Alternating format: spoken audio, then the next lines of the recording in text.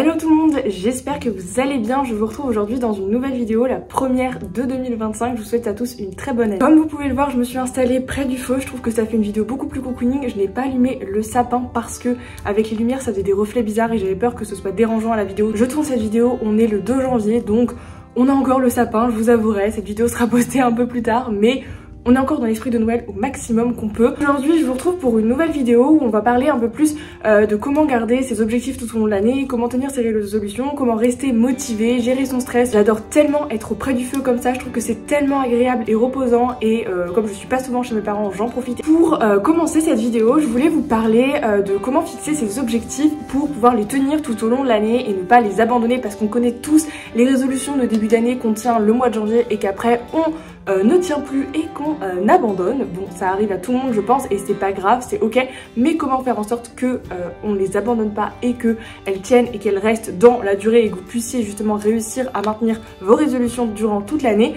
Déjà, première chose, c'est de prendre, par exemple, si vous fixez des objectifs, que vous l'écriviez sur votre téléphone ou par papier, le but c'est déjà de fixer des objectifs mais petit à petit. Si vous souhaitez par exemple, je dis n'importe quoi, perdre 10 kilos dans l'année, vous n'allez pas vous dire oh je veux perdre 5 kilos en un mois et puis 5 kilos en un deuxième mois. C'est pas possible, c'est irréalisable en réalité. Mais vous y aller petit à petit, se dire bon bah ok, je veux peut-être perdre 1 kilo par mois et donc ça fait je sais pas 250 grammes par semaine et du coup là ça devient tout à fait beaucoup plus facile à réaliser. Donc vraiment fixez-vous pour n'importe quel objectif que vous avez des petits objectifs qui correspondent à votre grand objectif qui seront beaucoup plus faciles à atteindre et qui vous démotiveront beaucoup moins parce que vous dites ok j'ai réussi ce petit objectif donc je peux aller plus facilement au plus grand objectif. C'est un peu comme tout, il faut y aller pas à pas, prendre son temps et se dire que c'est pas grave si on va pas aussi vite qu'on veut, mais le but c'est d'avancer, faire ces petits objectifs petit à petit et ça marche vraiment peu importe votre objectif et vos envies, ce que vous voulez faire et que ce soit par exemple d'en reprendre le sport, vous n'allez pas reprendre le sport en faisant 5 séances par semaine, c'est beaucoup trop si vous n'avez pas fait de sport depuis bien longtemps. Vous allez peut-être commencer par reprendre une séance de sport par semaine et la tenir pendant toutes les semaines et après vous augmentez à 2 séances par semaine, etc. Vous allez commencer petit à petit pour ensuite aller vers quelque chose, votre vrai objectif qui est de faire 5 séances de sport par semaine. Si on prend cet exemple, c'est vraiment hyper important de faire comme ça parce que déjà d'une ça vous permet de tenir, de rester motivé et en plus de ça de ne pas abandonner parce que si vous fixez 5 séances par semaine, ok vous allez peut-être réussir les premières semaines mais après vous allez être démotivé, ça va être trop compliqué à gérer. Donc vous allez abandonner, même si certaines personnes y arrivent et tant mieux. Autre point qui n'a pas tout à fait à voir avec les objectifs, un petit peu quand même, c'est de rester positif tout au long de l'année. C'est quand même hyper important de voir le bon côté des choses. Alors ok, des fois on n'a peut-être pas forcément réussi notre objectif à la fin de l'année ou alors on n'a peut-être pas fait tout ce qu'on voulait ou il y a des choses qui se passent mal, mais toujours apprendre à relativiser et à voir le côté positif des choses. Je sais que parfois c'est compliqué mais je trouve qu'un petit reminder dans cette vidéo pour vous rappeler de rester positif, peut-être que vous pouvez tenir un carnet, vous pouvez écrire tous les jours les choses positives qui vous sont arrivées pour justement à force entraîner votre cerveau à voir le côté positif. Si pour vous c'est assez compliqué, enfin, il y a plusieurs astuces comme ça qui peuvent vous aider justement à rester positif et puis juste voir le côté positif parce que dans la plupart des choses il y a toujours un côté positif. Et en lien avec le fait de rester positif, c'est la gratitude. Je vous en ai déjà parlé, je vous en parle des fois de temps en temps dans ce genre de vidéo. La gratitude et le fait d'être reconnaissant par rapport à ce qu'on a, ce qu'on peut avoir, ce qu'on peut faire, etc. Peu importe, c'est super important et c'est vraiment un outil de développement personnel qui est super chouette et qui permet de rester aussi dans un état d'esprit encore une fois positif. Enfin bref, d'être dans un bon état d'esprit. Et pour ça, je peux vous conseiller soit de tenir un carnet, mon carnet 5 minutes ou The 5 Minute Journal. Ce sont vraiment des outils hyper intéressants si vous voulez axer sur la gratitude. Il y a plein d'autres carnets aussi ou plein d'autres livres qui existent. Supprimez les personnes négatives de votre vie, c'est juste trop important et encore plus en ce début d'année. Je vous invite à le faire, que ce soit sur les réseaux sociaux, tous les comptes que vous suivez et qui peut-être vous donnent pas en fait de choses positives, vous apprennent à rien, vous font peut-être plus, vous minent le moral, vous démoralisent. Ça, supprimez-les et désabonnez-vous clairement parce que c'est pas utile et ça va pas vous aider à aller mieux plus tard, ça va plus au contraire ne pas vous aider. Donc il faut vraiment faire un tri dans toutes les personnes, que ce soit sur les réseaux sociaux, toutes les personnes que vous allez suivre, mais aussi au-delà des réseaux sociaux, dans votre vraie vie, s'il y a des personnes qui sont pas saines pour vous ou qui vous apportent peut-être rien de spécial et que vous donnez beaucoup d'énergie pour ces personnes mais sans avoir grand chose en retour, et ben c'est pareil, faites un tri des personnes dans votre vie. Des fois c'est difficile à faire mais je vous assure que ne serait-ce que les personnes que vous suivez sur les réseaux sociaux, à l'heure actuelle, le nombre de temps qu'on passe sur les réseaux, ben si vous les supprimez tout de suite, votre morale peut être mieux en fait, parce que si ces personnes elles nuisent à votre santé mentale, et ben c'est pas bon. Et suivez les personnes qui au contraire vous inspirent, vous motivent, vous donnent envie d'avancer, etc. C'est vraiment juste trop important. Je vous avouerai que je commence à avoir un peu chaud au coin du feu, mais c'est pas plus mal parce que le temps dehors il est vraiment minable, il fait juste vraiment pas beau. Je vais vous parler d'un autre sujet qui est la loi de l'attraction. Je sais pas si vous savez, mais en fait tout ce que vous pensez dans votre tête en fait devient un peu réalité. C'est ce qu'on appelle un peu la loi d'attraction, résumé, très résumé, mais en fait cette loi d'attraction là elle est hyper puissante. Et donc si vous pensez que, je sais pas, vous allez, ça va mal se passer ou quoi que ce soit, bah ça va mal se passer. Donc justement, jouez sur ça pour essayer de penser positif et demander toujours des choses au présent, comme si par exemple, je sais pas, vous voulez avoir une abondance financière correcte et ne pas avoir de problème d'argent. Je prends cet exemple là, au lieu de dire oh j'ai pas assez d'argent, etc., vous allez attirer le fait de ne pas avoir assez d'argent. Et si au contraire vous pensez par exemple ok j'ai l'abondance financière que je veux, je le dis bien au présent, et que vous y croyez, ça c'est aussi hyper important, et ben en fait si vous vous dites ok j'ai l'abondance financière dont je souhaite et que j'aimerais, et ben tout de suite déjà ça change votre façon de voir les choses, mais en plus de ça vous allez attirer à vous ce à quoi vous pensez, donc le fait d'avoir suffisamment d'argent. Et ça marche dans tous les domaines de votre vie, vous pouvez l'appliquer à n'importe quoi. Pour ça je peux vous conseiller le livre Le Secret, il y a un film aussi si ça peut vous intéresser, il y a même un jeu de cartes que mes parents m'ont offert à Noël, si jamais ça peut vous intéresser pour approfondir le sujet. La visualisation aussi est un outil super utile, c'est de visualiser les choses, et en début d'année je ne peux que vous recommander, si vous n'avez pas encore fait ou si vous le faites d'habitude, enfin peu importe que vous connaissez ou non, c'est de faire un vision board. Vous pouvez le faire soit en format papier, mais même avec des outils comme Canva, c'est hyper simple à faire. Vous allez sur Pinterest, vous pouvez choisir des photos, etc.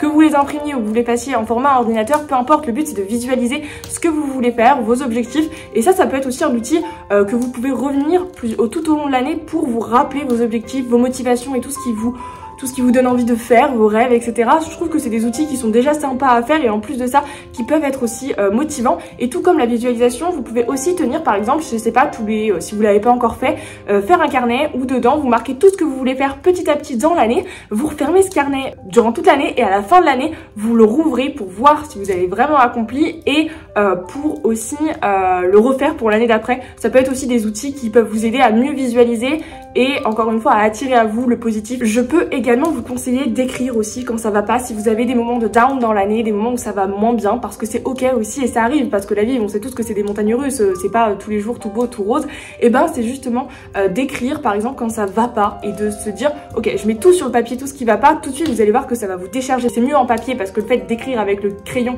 c'est bien plus efficace pour vraiment vous décharger, vous défouler toutes vos énergies négatives sur le papier, et comme ça après ça va mieux. Vous pouvez même, comme je pense qu'il y a un feu à côté, si vous voulez le brûler vous pouvez, bon c'est pas du tout obligé, hein, ça on s'en fiche un peu, mais je trouve qu'aussi écrire quand ça va pas, c'est un outil super puissant. Durant cette année 2025, je ne peux que vous conseiller, et tout au long même de votre vie, de vous faire confiance et de suivre votre intuition, parce que souvent on a tendance à le négliger, mais c'est super important parce que ce que vous ressentez au fond de vous, souvent ça peut vous indiquer aussi des choses, si ça va être bon pour vous, si ça ne va pas l'être. Vraiment faites-vous confiance et suivez votre intuition. Autre chose dont je voulais vous parler, que je trouve aussi important, qui est pas toujours évident à faire, c'est accepter le fait que certaines personnes, que ce soit vos amis, vos proches, des personnes peut-être de votre famille ou j'en sais rien quoi, que certaines personnes partent de votre vie. Vous savez, la vie c'est un peu comme un fleuve en fait, un courant où en fait il y a des gens qui vont arriver dans votre vie et il y a des gens qui vont y rester dans ces gens qui arrivent, et il y a des gens aussi qui vont y repartir, qui vont y rester plus ou moins longtemps. Et ça c'est ok, même si des fois c'est difficile à accepter,